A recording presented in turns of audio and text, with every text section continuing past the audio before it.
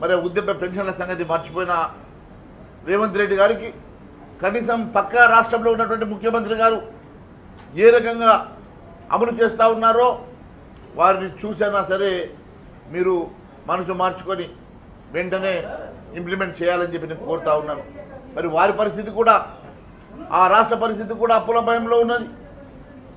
అప్పులు కుప్పలుగా ఆ రాష్ట్రం కూడా ఈరోజు ఆర్థిక సంక్షోభంలో ఉన్నప్పటికీ కూడా ఇచ్చిన మాట కట్టుబడి ఆ ముఖ్యమంత్రి గారు ఏ రకంగానైతే ఇంప్లిమెంట్ చేశారో అదే మాదిరిగా తెలంగాణ రాష్ట్రంలో ముఖ్యమంత్రి గారు వృద్ధాప్య పెన్షను, వికలాంగుల పెన్షను 2000 నుంచి 4000 రూపాయలు వృద్ధాప్య పెన్షన్ కానీ, వితంతుల పెన్షన్ కానీ, అదే మాదిరిగా వికలాంగుల పెన్షను 6000 రూపాయలకు పెంచాల్సినటువంటి అవసరం ఉన్నదని ఇచ్చిన హామీని నెరవేర్చుకోవాల్సిందిగా మరి వెంటనే వారిని కోరడం జరుగుతూ ఉన్నది.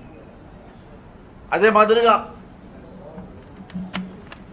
రేవంత్ రెడ్డి గారు గత 10 సంవత్సరాల నుంచి కొన్ని లక్షల పెండింగ్లో ఉన్నటువంటి పెన్షన్లు కూడా, అప్లికేషన్లను కూడా మీరు అధికారం వచ్చిన వెంటనే అప్లికేషన్లన్నీ కూడా తీసుకొని ఇప్పటి వరకు దాని మీద ఏం చర్య తీసుకున్నారో ప్రజానీకానికి చెప్పాల్సినటువంటి అవసరం ఉన్నది. అంతేకాకుండా ముఖ్యమంత్రిగా చంద్రబాబు నాయుడు గారు ఏప్రిల్ నుంచి రెట్రోస్పెక్టివ్ డేట్లో 2000 రూపాయల బ్యాలెన్స్ పెన్షన్ని కలిపి జూలైలో 7000 రూపాయలు ఇస్తూ ఉన్నారు. ఈ లెక్కన చూస్తే మీరు గత 6 నెలల నుంచి మీరు 12,000 రూపాయలు కలిపి మరి వచ్చే నెలలో మీరు ఇవ్వాల్సినటువంటి అవసరం ఉన్నది. మరి ఏ రకంగా వారు మాట ఇచ్చి మాట మీద కట్టుబడి ఏ రకంగా అయితే వారు ఏప్రిల్ నుంచి పెన్షన్ ఇస్తూ ఉన్నారో మీరు కనీసం మీరు ఈ 6 నెలల నుంచి మీరు అధికారం చేపట్టిన నుంచి మీరు కూడా ఇవ్వాల్సిన బాధ్యత మీ మీద ఉన్నది. ఇచ్చిన హామీకి కట్టుబడి ఉండాల్సినటువంటి బాధ్యత మీ మీద ఉన్నది.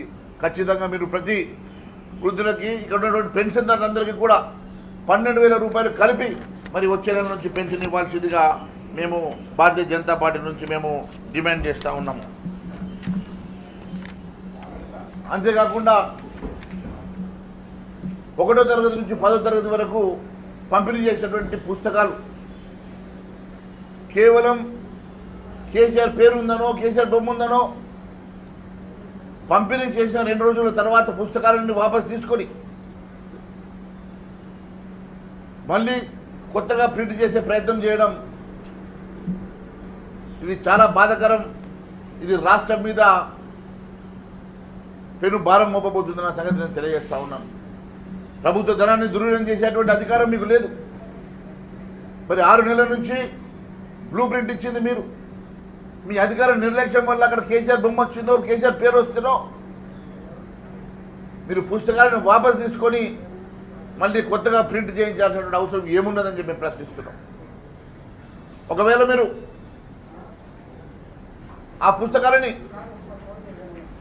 జరిగిన తప్పిదం వెనుక ఉన్నటువంటి అధికారులను బాధ్యులు చేయాలా, దాని మీద విచారణ జరిపించాలా తప్ప ఈరోజు జరిగిన దానికి పుస్తకాలన్నీ కూడా వాపసు తీసుకొని ప్రభుత్వం మీద పెనుభారం మోపడం ఇది మంచి పద్ధతి కాదు. ఏ పేజీ మీద అయితే మీరు కేసీఆర్ గారి పేరున్నదో, బొమ్మ ఉన్నదో దాని వెనకాల మీరు చూసినట్లయితే జాతీయ గీతం ఉన్నది, ఫ్లెడ్జ్ ఉన్నదని చెప్పేసి మాకు సమాచారం వచ్చింది. మరి అలాంటి ఫ్లెడ్జ్ను కానీ అలాంటి జాతీయ గీతాన్ని కూడా మీరు చింపడం అంటే ఇది దేశాన్ని అవమానపరచడమే, రాజ్యాంగాన్ని అవమానపరచడమే. కాబట్టి ఆ పుస్తకాలను యాజ్ ఇట్ ఈస్గా పంపిణీ చేసి జరిగిన తప్పిదానికి అధికారులు ఎవరైతే ఉన్నారో వాళ్ళని బాధ్యులు చేసి విచారణ జరిపించాలి తప్ప ఈ రకంగా పుస్తకాలను వాపసు తీసుకునే పద్ధతి మంచిది కాదు. ఇదే మన పక్క రాష్ట్రంలో పాత ముఖ్యమంత్రి గారి బొమ్మ ఉన్నా కూడా అక్కడ పుస్తకాలను యాజ్ ఇట్ ఈస్గా పంపిణీ చేసిన సంగతి కూడా నేను గుర్తు చేస్తూ ఉన్నాను. మీరు ఈ రకంగా పర్సనల్గా వెళ్ళేసి ప్రభుత్వ ఖజానాకి భారం మోపడం భారతీయ జనతా పార్టీ ఖచ్చితంగా దీని మీద ఊరుకున్న సమస్య లేదని చెప్పి నేను తెలియజేస్తూ ఉన్నాను. అదే మాదిరిగా ప్రతి జిల్లాలో ఆశా వర్కర్లు పెద్ద ఎత్తున ఆందోళన చేస్తూ ఉన్నారు. వారి డిమాండ్ నెరవేర్చాలని చెప్పేసి వారు అడుగుతూ ఉన్నారు. మరి ఆశా వర్కర్లు గతంలో మీరు ఆశా వర్కర్లకైతే ఏంది, ఫీల్డ్ అసిస్టెంట్లకైతే ఏంది, గతంలో మీ మేనిఫెస్టోలో మీరు ఇచ్చిన హామీల మేరకు ఉద్యోగ భద్రత, వారికి మినిమం శాలరీస్ ఇస్తామని చెప్పి ఏదైతే ఒప్పుకున్నారో అది వెంటనే చేయాలని చెప్పి డిమాండ్ చేస్తూ ఈ రకంగా మీరు ఇష్టానుసారంగా మీరు నిర్ణయాలు తీసుకొని ప్రభుత్వ ఖజానాకి మీరు గండి కొట్టే ప్రయత్నం చేస్తే ఊరుకునే సమస్య లేదని చెప్పి మరొకసారి తెలియజేసుకుంటాం. సమయము టెన్యూర్ అయిపోయిన తర్వాత అధ్యక్షులు మారడం అనేది అది ఏ పార్టీలో అయినా కూడా సహజంగా ఉండేటువంటి ఒక ప్రక్రియ మాత్రమే.